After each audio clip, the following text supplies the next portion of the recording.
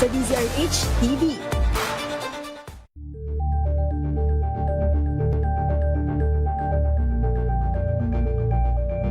Ito ay bunsod ng naitalang 17 individual na ang kanilang naaresto.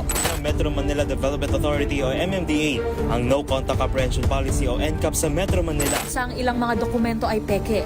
Hindi rin legal ang employment na ipinangako sa kanila. Sa mata ng batas, mananagot ang sangkot at may sala. Dahil sa bawat paglabag, may karampatang parusa. Alamin ang mga pananagutan sa likod ng mga bawal. Dito sa Hoy! Bawal Yan! Tuwing Sabado, alas 11:30 ng umaga. Dito lang sa DZRH TV.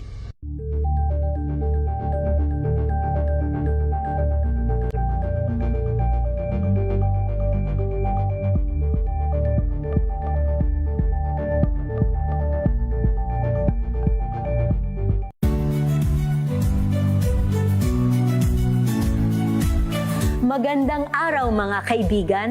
Ito po ang inyong balerina ng bayan, si Lisa Makuhay Lizalde, na nag-aanyaya sa inyong samahan kami at ang aming mga espesyal na panauhin para sa kalahating oras ng masayang kwentuhan sa aming programang Art to Art, kung saan ang usapang sining at kultura ay para sa lahat.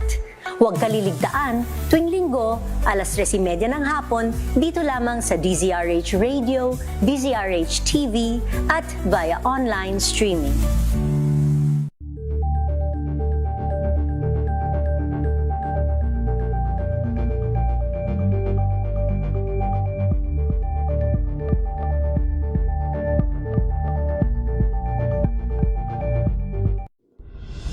Tuloy-tuloy ang pagtulong, tuloy-tuloy ang pagseserbisyo at tuloy-tuloy ang balitaan kasama si May Binauhan sa Operation Tulong mula Lunes hanggang Biyernes.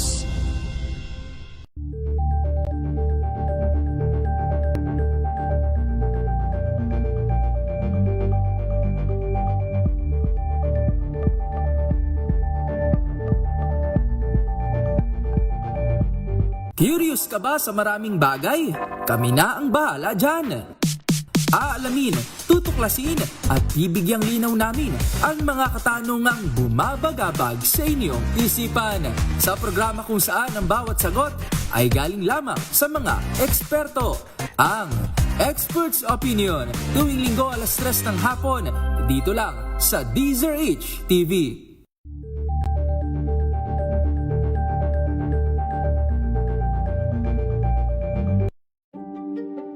Buklatin ang mga pahina. Pakinggan ang boses ng lipunan.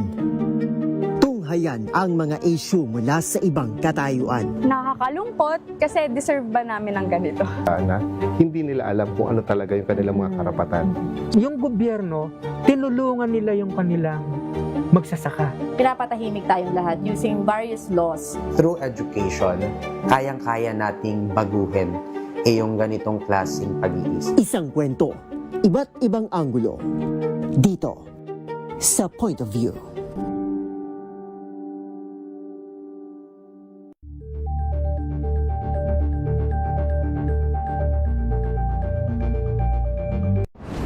Kung good vibes ang hanap mo, dito ka na sa sigurado! Mula sa mga istoryang nagbibigay ng inspirasyon hanggang sa mga kwentong may dalang solusyon. Mga balitang pampagaan, pakiramdam at pampaganda ng araw. Hindi lang ba sa good news, kundi the better news. Mula Lunes hanggang Biyernes, 1:00 ng tanghali sa DZRH TV.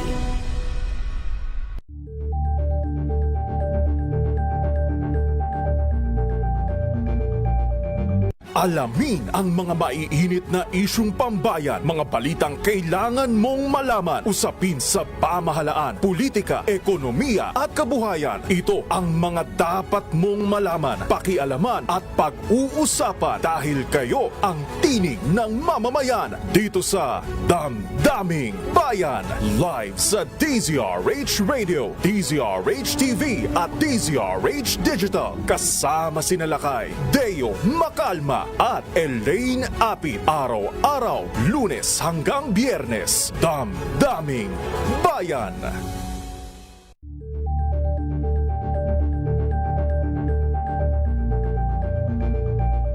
Tambalang Anthony Taberna at Jerry Baha ang gigising sa inyong umaga dahil lalatay ang humahagupit na diskusyon at komentaryo Lunes hanggang Biyernes sa 2x2.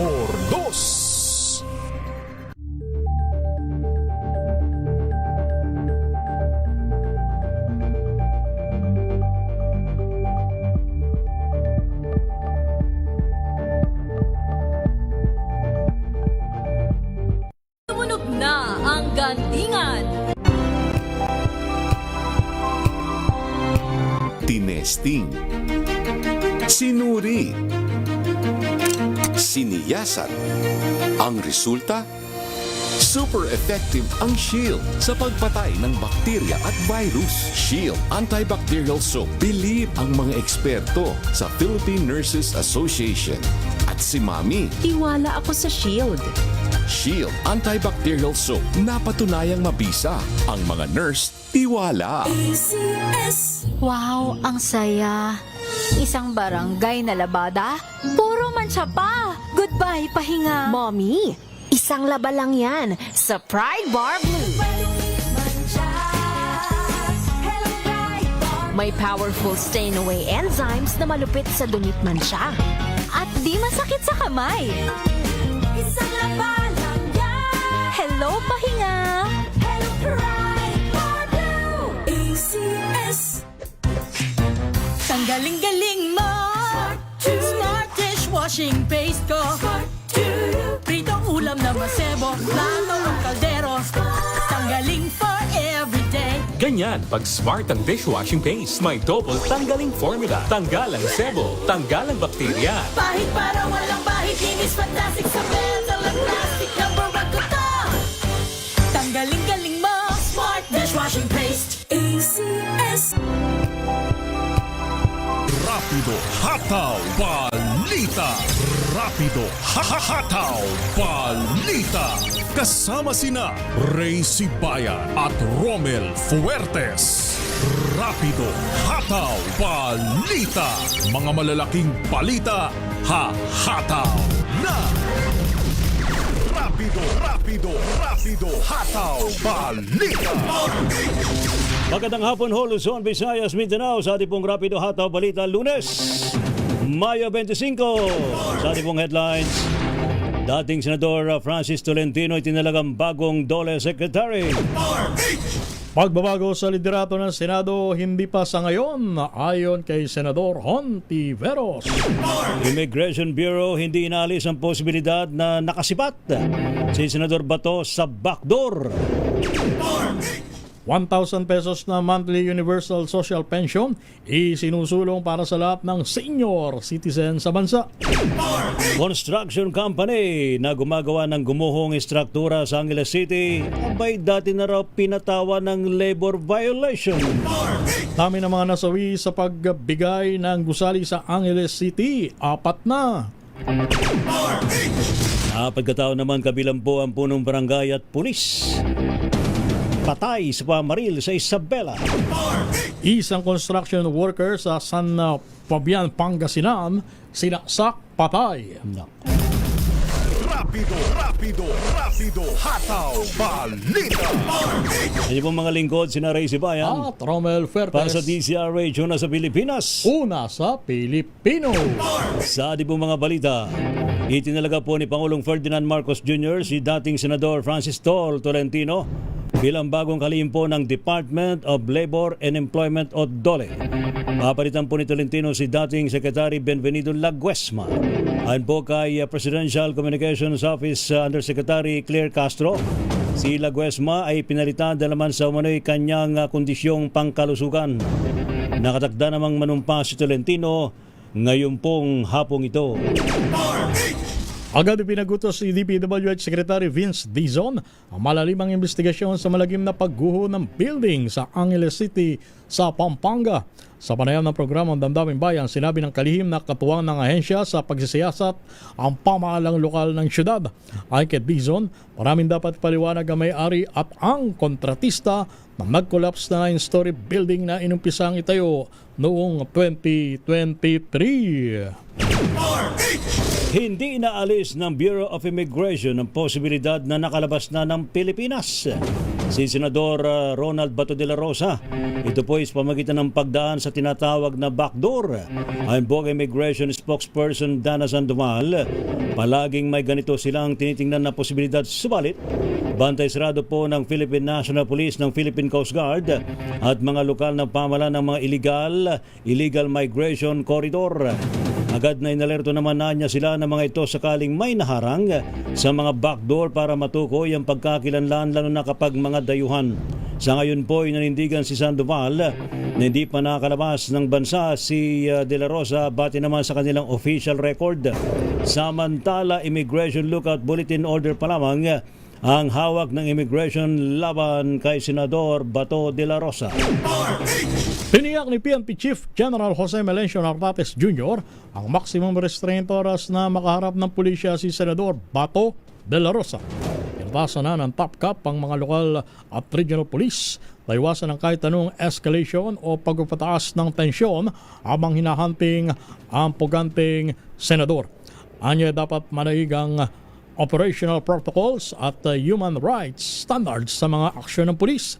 Ginawa ni Nartates ang payag kasunod ng report ng NBI na itinuturing ng armed and dangerous si De La Rosa. Nagsagawa naman ng mock trial ng House Prosecution Team bilang paganda sa formal na pagsisimula ng impeachment trial laban kay Vice President Sara Duterte. Ayon po kay Kabataan Party List Congresswoman Rene Co, na isa rin sa mga House Trial spokesperson na sa pre-marking of evidence ng 11-man House Prosecution Panel. Kung ano man ang hawak na ebidensya ng prosekusyon, inilalatag na at pinaghahanda na sakaling may matinding counter-evidence ang depensa. Subalit posible rin maantala ito dalaman sa mga ugong ng panibagong Senate coup dahil sa mga nangyayari dyan po sa Senado. Gayunman, iginit po ni Co, dapat makita at magtuloy-tuloy ang paglilitis at proseso sa mga reklamo na kinakaharap ng pangalawang Pangulo. Apat na naitala na sawi sa gumuhong 9-story building sa Angeles City sa Pampanga. Ayon sa Bureau of Fire Protection Central Luzon, 2 katawan ang na-retrieve ngayong araw habang 17 iba pa ang nawawala. Pagpapatuloy pa ang manual clearing at operations dahil sa unstable na kondisyon ng debris. Patay ang 4 katao kabilang po ang isang punong barangay at pulis matapos pagbabarilin sa kasagsagan ng kapiyastahan dyan po sa may barangay San Rafael, Abajo, Santo Tomas, Isabela noong pong linggo ng gabi. Dead on the spot sina Barangay Captain Jimmy Paeste Jr. at Police Corporal Frederick Bautista habang 4 pang iba ang sugatan. Pati naman sa report, magkakasama daw po ang mga biktima sa isang mesa nang bigla po silang pagbabarilin ng mga armadong suspect. Sa punang impormasyon, isang puting van at 2 motorsiklo ang posibleng ginamit ng mga suspect bilang getaway vehicles. Na-recover po sa crime scene ang 5 mga basyo ng caliber 5.56mm at 2 basyo din po ng caliber 45 pistols. Samantala, labas tayo ng ating impilan. Pagbabago sa liderato ng Senado, hindi pa ngayon ayon kay Senador Risa Hontiveros. Ibalita mo yan na Rich number 28, Raymond Taas. Paring Raymond. Lakay Raymond. Raymond. Yes. Go ahead. Yes, paring Ray at paring Robel. Ito. Kinumpirma ni Senador Risa Hontiveros na maaaring hindi mangyari ngayon ang muling pagpapalit ng liderato ng Senado. Ito ay sa kabila ng ugong ng mga balitang magkaroon muli ng change of leadership sa Senado sa loob lamang ng 2 linggo. Sabi ni Hontiveros, status quo pa o pa rin sa ngayon dahil wala pang nakumpirmang lumipat mula sa majority. Ang tiyak ay solid pa rin sila na 11 miyembro ng minority na nagkakaisa sa hangarin na makabawi ang integridad ng Senado. Dagdag pa ng senador na may unawaan na sila na kung sakaling makuha nilang majority sa Senado sa ngayon ay si Senador Sherwin Gatchalian ang kanilang magiging Senate President. Napatunayan na umano kung gaano ito kaseryoso sa trabaho na inasaang dadali niya sa pamumuno sa Senado kapag nabigyan ng pagkakataon. Narito si Senador Risa Ontiveros. Status quo pa rin. Alam niyo naman, di ba, para magkaroon ng leadership change, tulad nung nangyari nung 2 weeks ago, kailangan ng majority number of members of the Senate. So, solid pa rin kaming 11 sa minority. May madadagdag po ba dun sa 11 para kayo na po? Sa ngayon, wala pa pong naidaragdag, kaya kami sa minority ay nakatutok talaga dun sa panunumbalik ng pagtingin ng ating mga kababayan sa atin, sa Senado, at pagpapatuloy ng mga trabaho namin sa pagsulong ng mga panukalang batas, pagsagawa ng mga investigasyon sa mga resolusyon. In a few months, paggawa ulit ng budget, at dahil nanumpa na kami bilang mga senator judges, yung impeachment trial. Ang bahagi ng pahayag ni Senador Risa Ontiveros. Ito si RH28 Raymond Datpas para sa DZRH, una sa Pilipinas, una sa Pilipino. Thank you, Lakay Raymond Datpas. Samantala naman, 1,000 pisong monthly universal social pension. Ito na po'y sinusulong para sa lahat. Para daw po sa lahat ng mga senior citizen sa buong bansa. Ating pong alamin sa report ni RH12 Milky Rigunan. Milky. Rhea Tronel, umaabot na sa 2 milyong lagda ang nakala para sa kampanyang 12 million na lagda para sa mga matatanda na layuning bigyan ng proteksyon at tulong ang mga senior citizens sa buong bansa. Nagkaroon ng partial turnover ceremony sa pangunan ni Representative Milagros Aquino Magsaysay ng United Senior Citizens at chair ng House Committee on Senior Citizens kasama si House Speaker Faustino D. III. Nakolekta ang 2 milyong lagda 2 buwan matapos ilungsad ang kampanya na palakasin ang mga pangalaga sa mga lolo at lola sa gitna ng mataas na presyo ng mga gamot, mahirap na pagpapa-ospital at malakas o mataas na mga bilihin. Tiniyak naman ni Speaker D na sisikapin ng Kamarang mapagtibay ang panukala para sa mga lolo at lola gaya ng Universal Social Pension na 1,000 pesos na buwanang pensyon para sa lahat ng mga senior citizens sa Pilipinas. Katwiran ni D, hindi lamang ito ayuda kundi pagpapahalaga sa mga dignidad, pasasalamat at pagmamalasakit sa lahat ng ating mga nakatatanda. Sa panig naman ni Magsaysay, positibong makatutulong ang mga dagdag pang pirma sa iba't ibang panig ng bansa hanggang marinig dito sa Kongreso at maisabatas ang naturang panukala. Ako si Milky Rigunan, nagulat para sa DZRH, una sa Pilipinas, una sa Pilipino. Embahada ng Malaysia tinututukan ng pagtunton sa mga kaanak ng 2 Malaysian nationals na biktima ng malagim na pagguho ng gusali sa Angeles City sa Pampanga. RH number 4, Miss Karen Oyong. Miss K. Yes, kasamang Romel, kasamang Ray, masusing minomonitor ng Embahada ng Malaysia sa Pilipinas ang kalagayan ng isang Malaysian national na naapektuhan ng pagguho ng gusali sa Angeles City, Pampanga na nangyari kahapon na araw ng Linggo. Ayon sa pahayag ng Embahada, ligtas sa naturang Malaysian at patuloy ang pagkipag-ugnayan nito sa mga lokal na otoridad upang malaman ang kasalukuyang status at kinaroroonan ng nabanggit na individual. Isa namang Malaysian national ang iniulat na nasawi at ginagawa na ng Embahada ang lahat ng kanilang makakaya upang makontak ang next of kin o kaanak ng nasawing Malaysian, pati na rin ang nakaligtas na Malaysian national. Kaugnay nito, nagpaabot ng taus-pusong pakikiramay ang Embahada sa mga naapektuhan ng naturang insidente. Ayon sa Embahada, sakaling may mga Malaysian nationals na nangangailangan ng agarang consular assistance o kung may impormasyon na posibleng may iba pang Malaysian nationals na nasa pinangyarihan ng pagguho at nangangailangan ng asisteya, ay ipagbigay alam agad sa Embahada sa mga sumusunod ng mga contact details. Para sa general line, maaaring tumawag sa country code 63, area code 02, telephone number 866. 28200. Maaari ring tumawag sa emergency number na ito kung labas na sa office hours. Country code 63, cellphone number 961-077-8113 o mag-email sa mwmanila@kin.gov.my. Ako si RH4 Karen Oyong, nag-uulat para sa DZRH. Una sa Pilipinas, una sa Pilipino. Thank you. Salamat, Miss Karen Oyong. Standby mga report mula kay na Val Gonzales, Edniel Parosa, Giselle Ricafort, Tina Nolasco, maging kay Edwin Duque. Pilipinas ang oras, 18 minutes, makalipas ang alas 2 ng hapon.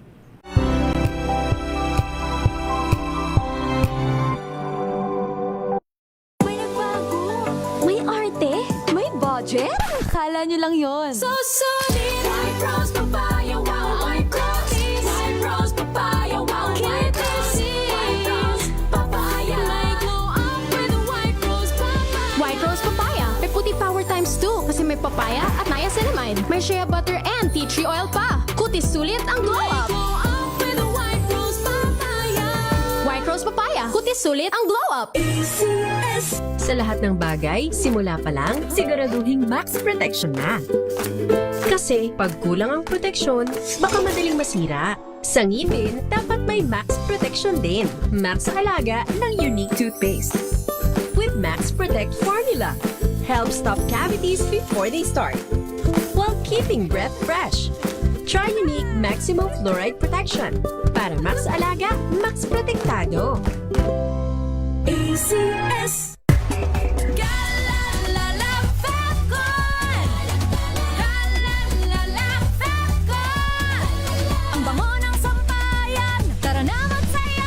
Calefacton, amoy nakaka-joyful! Sa puso ng kalikasan, natatangi ang prutas ng mangosteen. Ito ay nagtataglay ng antioxidant compounds na alpha, beta at gamma mangosteen. Ang MX3 capsule ay isang food supplement na gawa sa natural na mangosteen. Ito ay tested and proven to help avoid knee joint pain discomfort para iwas-iwas sa sakit with long-term supplementation 2 capsules daily. MX3 capsule, tunay, natural at original. Mahalagang paalala, ang MX3 capsule ay hindi gamot at hindi dapat gamitin panggamot sa anumang uri ng sakit.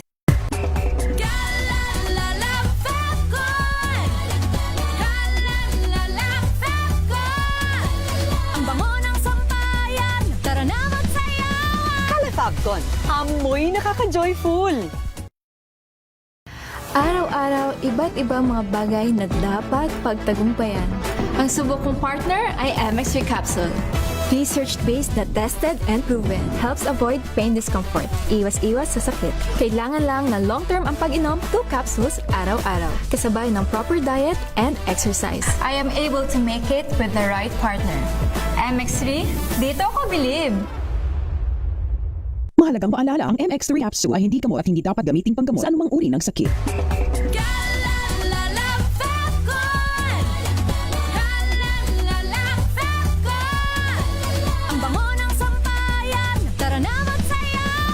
Calefacton, amoy nakaka-joyful!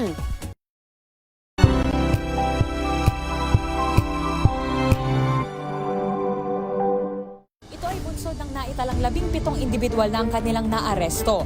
Ng Metro Manila Development Authority o MMDA ang No Contact Apprehension Policy o NCAP sa Metro Manila. Sa ilang mga dokumento ay peke. Hindi rin legal ang employment na ipinangako sa kanila. Sa mata ng batas, mananagot ang sangkot at may sala. Dahil sa bawat paglabag, may karampatang parusa. Alamin ang mga pananagutan sa likod ng mga bawal. Dito sa Hoy! Bawal Yan! Tuwing Sabado, alas 11:30 ng umaga. Dito lang sa DZRH TV.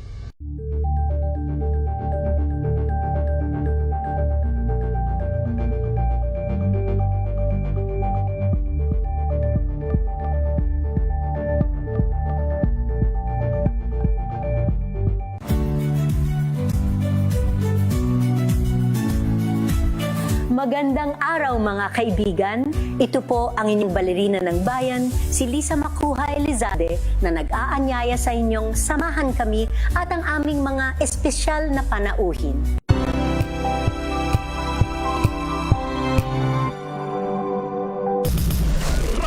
Rapido, hataw, balita.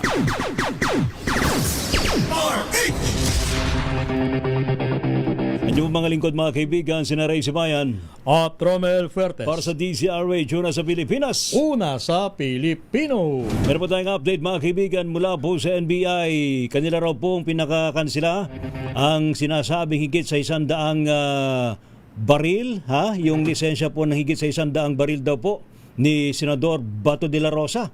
Ating alamin sa report ni Giselle Ricafort. Miss Giselle. Nakairay pinakakansila na ng National Bureau of Investigation ang lisensya ng sinasabing mahigit 100 baril ni Senator Bato de la Rosa. Kinumpirma sa DZRH News ni NBI Director Atty. Melvin Matibag na nagpadala na sila ng sulat sa PNP para sa kahilingan. Kabilang umano sa firearms na rehistrado sa pangalan ni De La Rosa yung mga automatic rifle, high-powered gun at shotgun. Una nang ginansagan ng NBI na armed and dangerous umano ang senador na tinutugis nila ngayon sa bisa ng arrest warrant mula sa International Criminal Court. Itinuturing din ng Bureau na major concern sa pagganap kay De La Rosa yung pagiging hepe nito ng PNP noon. Pinakilos na ng NBI at PNP yung kanilang designated team kabilang yung kanilang mga tracking team laban kay Senator Bato matapos ang bull signal ng Department of Justice. Ito si Giselle Ricafort para sa DZRH, una sa Pilipinas, una sa Pilipino. Maraming salamat, Giselle. Samantala, magtungo tayo sa Angeles City. Construction company na gumagawa ng gumuhong instruktura sa syudad. Bati ng pinatawan ng labor violation ng ayon sa Dole Region 3. RH number 5, Val Gonzalez. Val. Romel, kinumpirma ni Dole Region 3 Director Geraldine Panlillo na ang Golden Years Construction and Steelworks ang kontratista ng gumuhong gusali dito sa Barangay Balibago, Angeles City ay nagkaroon na ng kaso noong Setyembre taong 2025. Sa panayam ng DZRH News kay Director Panlillo, ang kaso ay may kinalaman sa paglabag sa occupational safety and health standards. Sabi ng opisyal, naglabas ang Dole Region 3 ng stoppage order sa proyekto noong Setyembre 24 noong nakalipas na taon. Ngunit inalis ito noong October 24, 2025 o isang buwan matapos umanong makapag-comply ang kumpanya sa mga itinakdang requirements. Batay sa order ng Dole, nagsagawa ng inspeksyon noong Setyembre 16, 2025 ang Dole matapos maiulat ang mapanganib na kondisyon ng mga manggagawa na sa ngayon dito sa gusali na ngayon ay gumuho na. Samantala, personal ko na rin ipinagbigay alam kay Director Panlillo ang impormasyong nakuha ng DZRH News sa isa sa na-interview ko sa programang Operation Tulong kanina kung saan ipinakita ng misis na si Lea Mendoza Casilaw ang pagtatrabaho ng kanyang live-in partner sa 9th floor ng gusali na walang kasuot-suot na protective gears. Sabi ni Director Panlillo, isa ito sa kanilang titingnan at paiimbestigahan sa kanilang mga labor inspectors. Git ng opisyal, kung mapatutunayan na naulit ang unang paglabag, ay hindi sila mangingining magtataw ng mas mabigat pang kaparusahan. Batay sa record ng Dole Region 3, kasabay ng pagpapatigil sa loob ng isang buwan sa pagtatayo ng gusali nung nakalipas na taon ay pinatawan din ng 100,000 pesos na penalty ang Golden Years Construction and Steelworks. Paliwanag ni Director Panlillo, pinasweldo rin ng isang buwan kahit hindi nagtatrabaho ang mga apektadong mga construction workers. Mula rito sa bahagi ng Angeles City sa lalawigan ng Pampanga. Ako si Val Gonzalez, DZRH, una sa Pilipinas, una sa Pilipino. Thank you. Salamat, Val Gonzalez. Samantala naman, PNP ibinida daw po ang 16% na pagbaba sa focus crimes, bunga ng Safer Cities Initiative. Ano ba itong tinatawag na focus crimes, Edniel Parosa? Ray, patuloy sa pagbaba ang bilang ng mga krimen sa bansa, epekto raw ng Safer Cities Initiative na ilunsad ng Department of the Interior and Local Government sa kanyang talumpati dito sa Camp Crame. Ibinida ni Philippine National Police Chief, Police General Jose Melencio Nartates Sr. ang 16% decline sa focus crimes sa loob ng 43 araw. Katubas ito ng 3,800 na insidente na itala nitong April 6 hanggang Mayo 18 mula sa higit 4,000 at 400 ang kaso ng iba't ibang krimen mula Pebrero 22 hanggang Abril 5. Ayon sa PNP, lahat ng major categories ng focus crimes ay nakapagtala ng kabawasan, kabilang na ang rape na higit 30% ang decline, carnapping higit 28% at physical injury na halos 26% ang decrease. Bumaba rin, sabi ng PNP, ang mga kaso ng robbery, theft, homicide at murder. Malaking bagay manong patitingin o pinatinding presensya ng PNP at koordinasyon sa lokal na pamahalaan upang maisa katuparan ng nabanggit. Ako si Adniel Parrosa, Major H. Una sa Pilipinas, una sa Pilipino. National Capital Region Police Office, NCRPO, handang silipin ang nangyaring barilan umano sa loob ng Senado. Giselle Ricafort sa detalye. Giselle. Dito muna tayo kay Tina Nolasco. Lakbay alalay ng gobyerno program inilunsad ng Marina at BOPR. Tina Nolasco sa detalye. Tina. Romero, nga ngayong May 25, lakbay ala, gobyerno ola, authority na at transportation. Naku po. Tina, Tina, pakiulit mo from the start. Please. Paputol-putol. Go ahead. Yes, Romela, umarangkada nga ngayong araw ng Lunes ang lakbay alalay ng gobyerno o layag program ng Maritime Industry Authority o Marina at Department of Transportation sa Batangas Passenger Terminal. Layunin ng programa na magbigay ng fare subsidy sa mga pasaherong gumagamit ng mga rutang pandagat na apektado ng pagtaas ng presyo ng krudo bunsod ng pandaigdigang krisis sa enerhiya. Bukod pa rito ang layuning mapanatili ang tuloy-tuloy na biyahe at koneksyon sa mga isla sa kabila ng epekto ng mataas na presyo ng langis. Sa ilalim ng programa, sasagutin ng pamahalaan ang bahagi ng dagdag pasahe upang makatulong sa mga biyahero, manggagawa, estudyante at iba pang commuters na umaasa sa maritime transport. Sa inilabas na abiso ng Marina, kabilang sa mga unang rutang sakop ng programa, ang Batangas Oriental Mindoro, Iloilo Guimaras, Cebu Negros Oriental, Zamboanga, Basilan, Davao Samal at Surigao Dinagat Island. Ito si RH9 Tino Nolasco para sa DZRH, una sa Pilipinas, una sa Pilipino. Thank you. Salamat, Miss Tina Nolasco. Samantala naman, mga pumasado po sa bar examination mula po sa University of Caloocan. Aba, pinarangalan ngayon pong araw na ito. Report mula kay RH23, Edwin Duque. Edwin, ilan ba yan? Ray, parangal may mga pangako ring magandang trabaho sa mga ito dahil kanina ay formal na pinarangalan na pamalarong sa Caloocan. Ito sa pangunan ni Mayor Alo Ben Malapitan ang 24 na nagtapos ng University of Caloocan, UCC College of Law sa ika-6 na commencement exercise nito na nagdiwang ng isang milestone sa patuloy na pangako ng lungsod na aksesibol at dignidad na edukasyon. Ang UCC ay isa sa mga umusbog at tuloy-tuloy na pagpasa sa board exam mula nang mag-umpisa ito bilang College of Law. Dahil tayo ni Mayor Alo Malapitan, ang mga nagpagtapas nito ay kinala dahil sa dedikasyon at tiyaga at nagdala sa kanila ng mahigpit na paglalakbay sa law school. Sabi niya, the journey to become lawyer is not easy. Sabi ni Mayor kanina, kung saan ay nahirapan daw sila, ito ay hindi sinasadya kundi dahil ito ay paghanda para sa lahat ng haharapin na kapag sila ay naging ganap ng abogado. Ang report ng Edwin Duque ng una sa DZRH, una sa Pilipinas, una sa Pilipinas. Thank you. Salamat, Edwin Duque. Rapido, hataw, balita.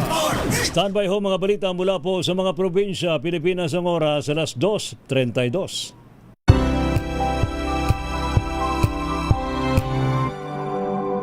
Hello, Washi! Laundry day na naman! Yay! Anong meron? Mancha ng chocolate, putik, may libag pa! Kaya natin yan! With Pride Washing Machine Detergent, may triple stain-away formula. Tanggalang makapit, madikit, at malupit na dumit mancha. Kaya easy-easy ang labada. Mula noon hanggang ngayon! All you need is is pride. All you need is pride. ACS. Jiggy Manikad po. Bilang isang broadcaster, mahalaga sa akin ang tamang impormasyon. Sa lahat ng bagay, kahit sa food supplement, mapanuri ako. Kaya dito ako sa subok ng MX3 capsule. Ito'y may alpha, beta at gamma mangosteen. Para sa akin, sigurado ako sa MX3 capsule. Dito ako believe. Mahalagang paalala, ang MX3 capsule ay hindi gamot at hindi dapat gamiting panggamot sa anumang uri ng sakit.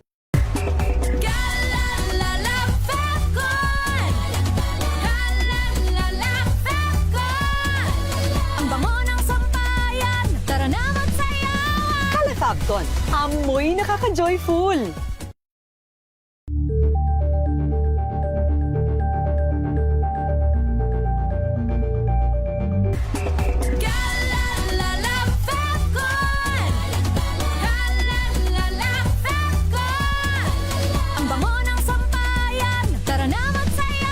Calefacton, amoy nakaka-joyful.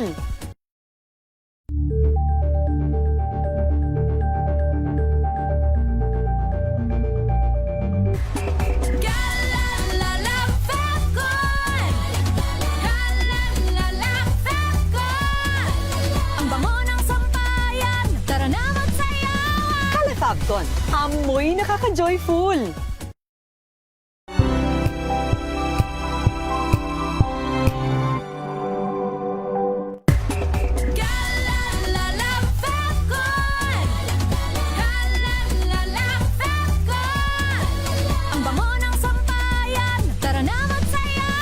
Calefacton, amoy nakaka-joyful.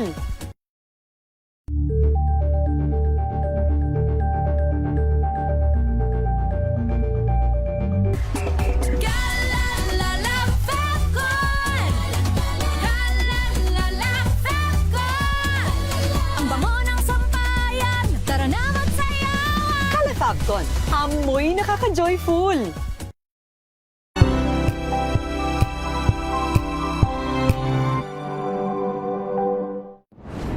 Kung good vibes ang hanap mo, dito ka na sa sigurado. Mula sa mga istoryang nagbibigay ng inspirasyon hanggang sa mga kwentong may dalang solusyon. Mga balitang pampagaan ang pakiramdam at papaganda ng araw. Hindi lang ba sa good news, kundi the better news. Mula Lunes hanggang Biyernes, 1:00 ng tanghali sa DZRH TV.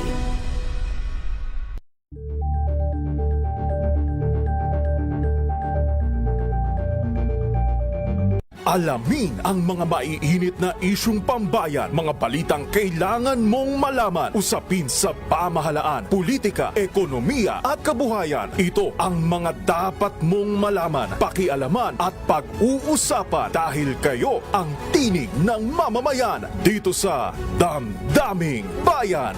Live sa DZRH Radio, DZRH TV at DZRH Digital. Kasama sina Lakay, Deo Macalma at Elaine Apit. Araw-araw, Lunes hanggang Biyernes. Damdaming Bayan.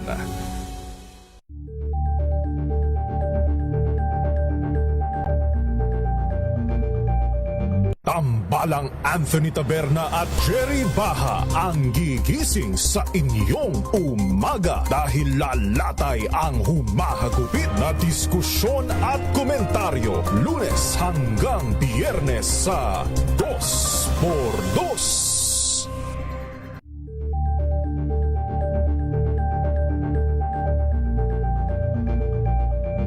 Tumunog na ang gandingan para sa kalikasan. Ang itinanghal bilang Best AM Radio Program Host ay si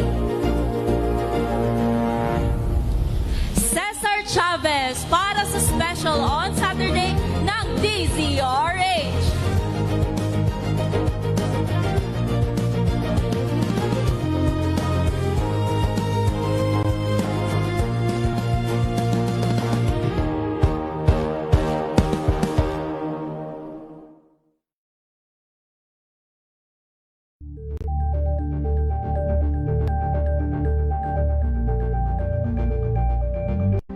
maagang balitaan, maagang usapan sa mga issue at balita. Kasama si Kuya Angelo Palmones sa Magandang Umaga Pilipinas. Mula Lunes hanggang Biyernes.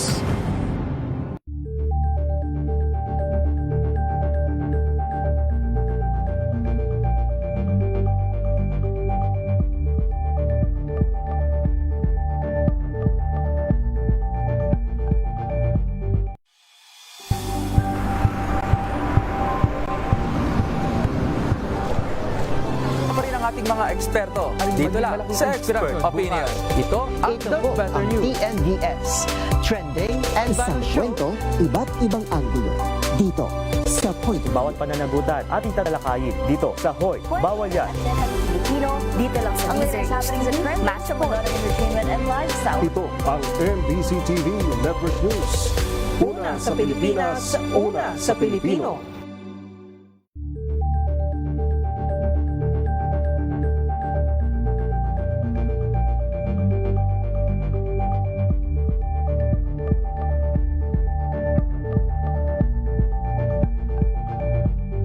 We've got you covered.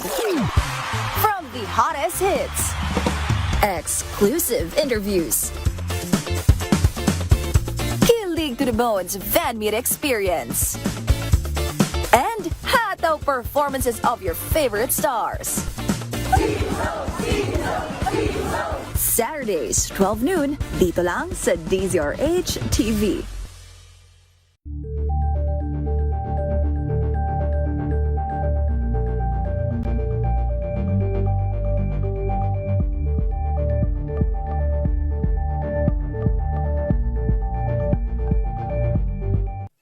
Mga balitang gigising sa inyong umaga. Mga balitang kailangan mong malaman. Mapapakinggan sa ACS Balita sa 2x2. Kasama sina Anthony Taberna at Jerry Baha. Lunes hanggang Biyernes.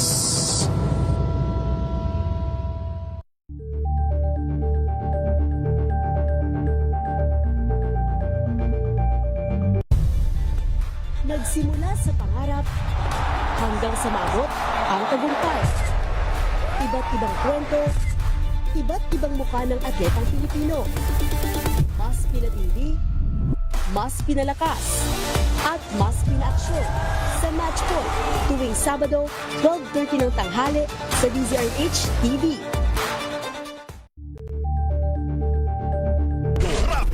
Rapido, hataw, balita.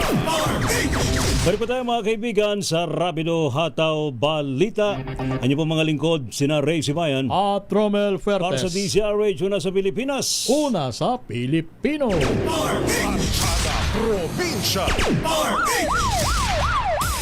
Rapido Hataw Balita. Sa ating mga balita mga kaibigan, mula po sa mga probinsya, update po sa trahedya dyan po sa May Angeles City. Mula kay RH25, Grace Anzano. Grace. Yes, Ray Romel, umaabot na sa 700 mahigit ang idineploy ng mga tauhan ng PNP sa isinasagawang search, rescue at retrieval operation ng mga tauhan nga ng PNP sa malagim na pagbagsak ng 9-story building o itong itatayo ng hotel sa bahagi ng Balibago sa Angeles City. Ayon sa Regional Director ng PNP sa Central Luzon na si Police Brigadier General Jess Mendez, ang pagpapadala ng mahigit 700 mga pulis ay upang ma-secured at mabantayan, matsak ang kaligtasan sa isinasagawang search, rescue at retrieval operation.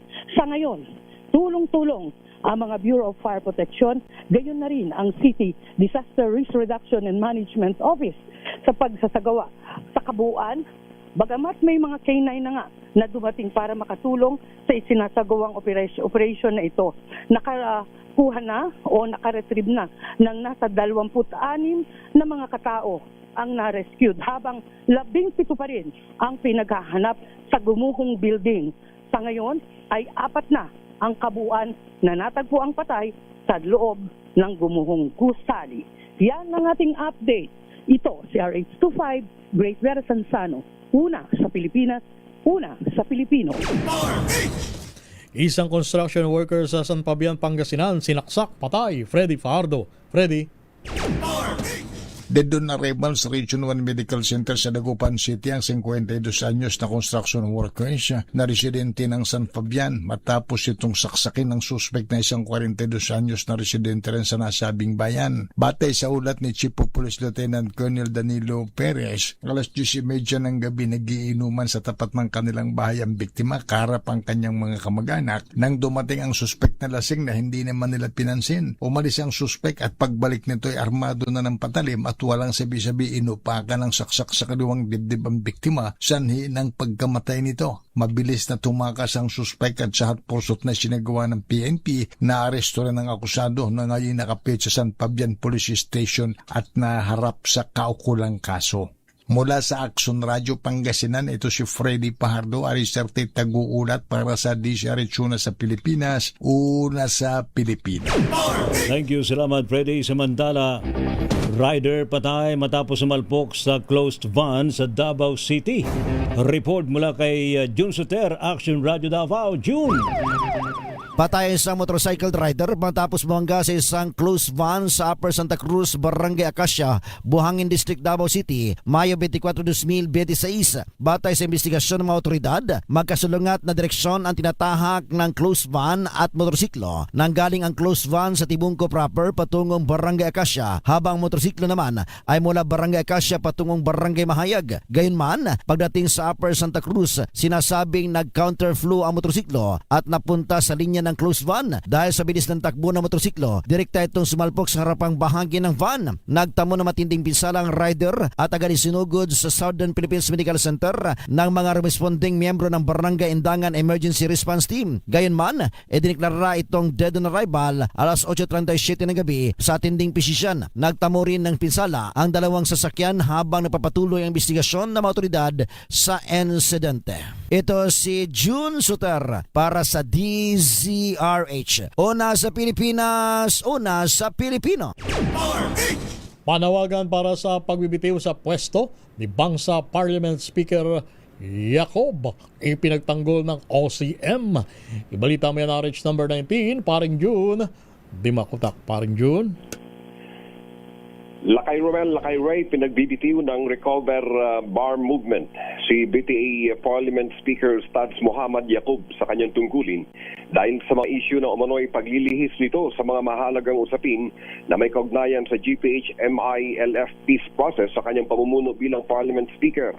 Batay sa observation ng Recover Bar Movement, pawang nilalabag umano ng kasalukuyang BTA Parliament sa pamumuno ni Ustad Yacob ang mga prinsipyong pundasyon ng MILF na nakaangkla sa Comprehensive Agreement on the Bangsamoro o CAB. Kabilang sa mga issues na kinamamahala ng movement ay ang di umano'y kawalang tamang proseso sa pagtanggal kay Minister Iqbal bilang MBHTE Minister. Pangalawa ay ang pag-alis ng BTA sa none of the above o itong nota na kabilang sa choices sa balota sa BARM. Pangatlo ay ang planong pagtanggal ng ilang mahalagang bahagi ng batas sa political dynasty sa Bangsamoro Electoral Code. Sa kabila ng mga issues na ito, bumuwelta naman si BARM Chief Minister Abdul Rauf Makakwa sa concern na ito ng movement. Inihayag niya na as long na pinagkakatiwalaan naman ng majority ng Parliament si Speaker Yacob, mananatili siyang Speaker of Parliament. Pagugunitang matapos mapalitan si MBHTE Minister Mohagir Iqbal, umugong ang balitang susunod na papalitan si Speaker Yacob. Subalit na tuldukan ang chismis na ito. Makaraang ipahayag ni Chief Minister Makakwa na walang matatanggal na MILF sa ilalim ng kanyang pamumuno kung walang issue ang mga ito ng katiwalian.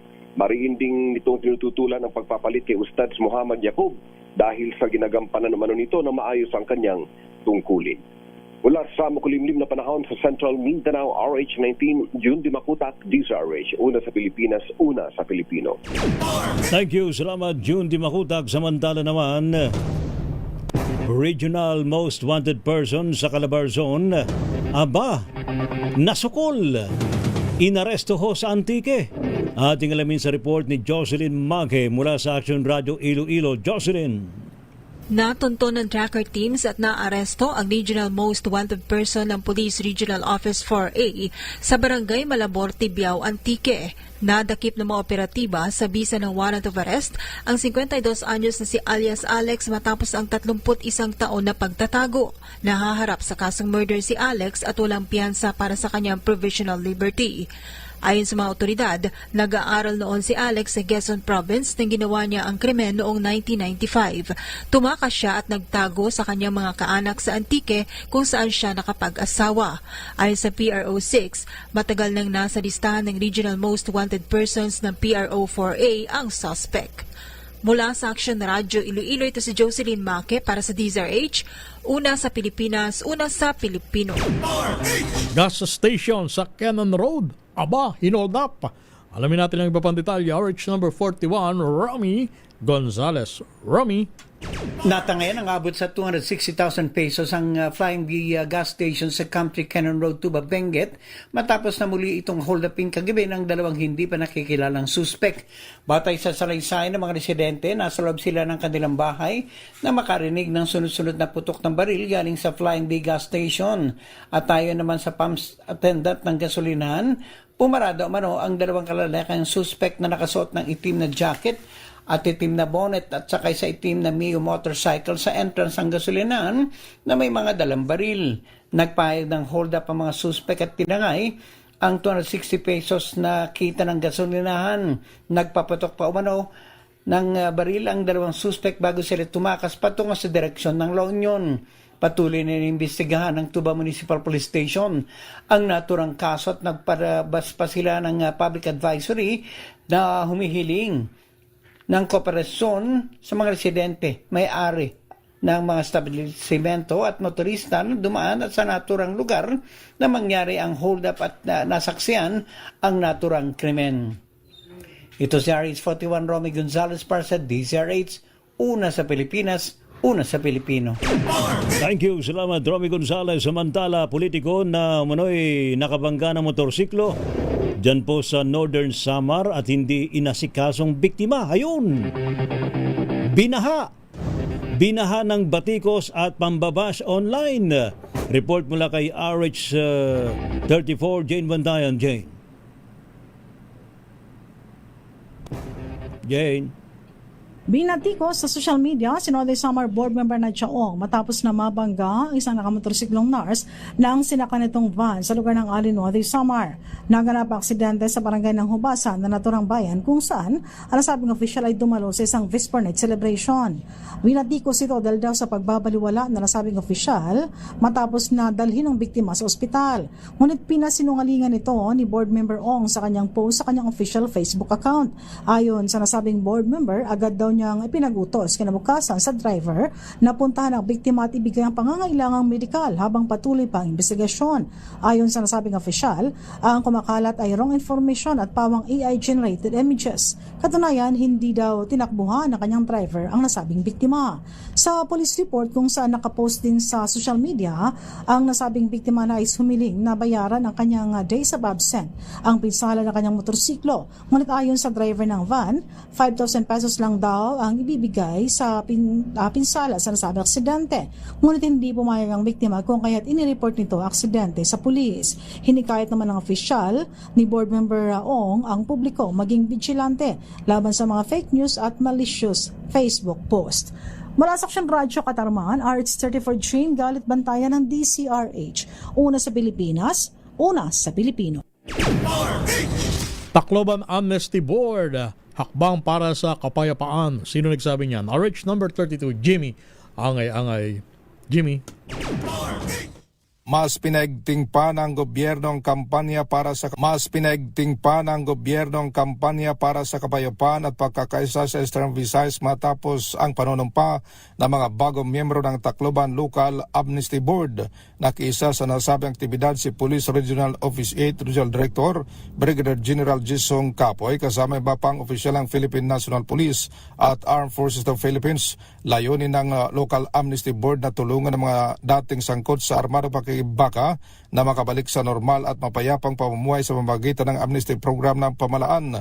Ayon sa mga opisyal, malagang hakbang ito pang mabigyan ng pinakabagong pag-asa at ikalawang pagkakataon ng mga nais mga bagong buhay at muling makapiling kanilang pamilya at komunidad. Ipinunto rin ng Police Regional Office 8 na ang patuloy ang koordinasyon ng pulisya at militar upang panatiling kapayapaan at seguridad sa buong reyon. Para sa maraming pamilya sa Eastern Visayas, ang ganitong programa hindi lamang usapin seguridad kundi simbolo rin ng pag-asa, pagkakaisa at mas maayos na kinabukasan para sa susunod na henerasyon. Mula dito sa DYVL Action Radio Tacloban, ito si R32 Jimmy Angay-Angay para sa DZRH. Una sa Pilipinas, una sa Pilipino. Thank you, Jimmy. Samantala, Provincial Director daw po ng Bataan na Police. Aba, congratulations po. Abay, ginawaran daw po ng medalya ng kapayapaan. Ating alamin sa report ni RH37, Danny Camilang. Danny! Ginawaran ng medalya ng kapayapaan PNP Peace Medal itong si Bataan Police Provincial Director Colonel Marte Salvadora sa isinagawang traditional Monday Flag Raising Ceremony ng Police Regional Office 3 Pro 3 sa Camp Julian, Oliva City of San Fernando, Pampanga ngayong Lunes, Mayo 25, 2026. Personal na iginawad ni Pro 3 Regional Director Police Brigadier General Jess Mendez ang parangal bilang pagkilala sa ipinakitang mahusay na serbisyo at pambihirang kakayahan ni Colonel Salvadora bilang negosyador sa naganap na hostage situation noong Mayo 19, 2026 na naganap sa Barangay Bilolorio, Bataan. Samantala, ginawaran naman din ng medalya ng papuri itong sina Police Lieutenant Colonel Beverly Alipitan, OIC ng Balanga City Police Station, Police Major Madtaib M. Jalman, Chief of Police ng Orion Municipal Police Station at PSMS Katrina Bangko ng WCPD Orion Municipal Police Station dahil na rin sa kanilang kahusayan at dedikasyon sa tungkulin sa pagpapanatili ng kapayapaan at kaayusan sa lalawigan ng Bataan. Danny Cumilang, RH37 DZRH, una sa Pilipinas, una sa Pilipino. Metro Manila ngayon. At papasukin natin si Kyle Bullas para sa kanyang Metro Manila ngayon. Kyle! Lakay Romel, Lakay Ray, bumaba ng higit 39% ang naitatalang krimen sa Metro Manila sa nakalipas na linggo. Ayon sa NCRPO, umabot sa 78 index crime na naitala mula noong May 18 hanggang May 24. Sumentro pa rin sa anti-illegal drugs ang operasyon ng NCRPO kung saan naabot sa higit 11 milyong pisong halaga ng illegal na droga ang nakumpiska habang 281 naman ang naaresto. Sa iba pang balita, magkakaroon muli ng special payout ang Department of Social Welfare and Development para sa mga jeepney at tricycle driver na hindi nakakuha ng cash relief assistance. Isasagawa ito ngayong linggo sa loob ng 3 araw. Ang mga lugar na may special payout bukas, May 26 ay ang Makati, Pasay at San Juan City. Sa May 28 naman ang Taguig, Parañaque, Mandaluyong at Marikina. Kabilang din dito ang Parañaque, Malabon, Valenzuela, Las Piñas, Lungsod na Maynila at Muntinlupa City. Samantala, isinasapinal pa ang petsa at venue ng pamamahagi ng cash assistance sa Caloocan, Navotas, Lungsod ng Pasig at Munisipalidad ng Patero. Para naman sa ating ulat panahon, isang low pressure area ang binabantayan ngayon sa labas ng Philippine Area of Responsibility. Huli itong namataan sa layong 1,745 kilometro mula sa silangan ng northeastern Mindanao. Sa ngayon, mayroon itong katamtamang tsansa na mag-develop bilang isang bagyo sa loob ng 24 na oras. Kapag naging bagyo at pumasok sa loob ng PAR, tatawagin itong Bagyong Domeng. Yan ang latest sa Metro Manila ngayon. Ito si Kyle Bullas, DZRH. Una sa Pilipinas, una sa Pilipino. Thank you, Kyle Bullas sa iyong Metro Manila ngayon. Rapido, hataw, balita. Salamat to sa matumutok po sa ating balitaan sa Rapido Hataw Balita Lunes. Thank you sa buong person ng DZRH News Team. Thank you, Miss Elaine. Thank you, Don. Sa ating mga classmates sa Bulacan State University. Hindi po mga lingkod, mga kaibigan, si Ray Sibayan at Romel Fuertes sa DZRH, una sa Pilipinas. Una sa Pilipino. Pilipinas ang oras, 4 minutes bago sumapit ng alas 3 ng hapon.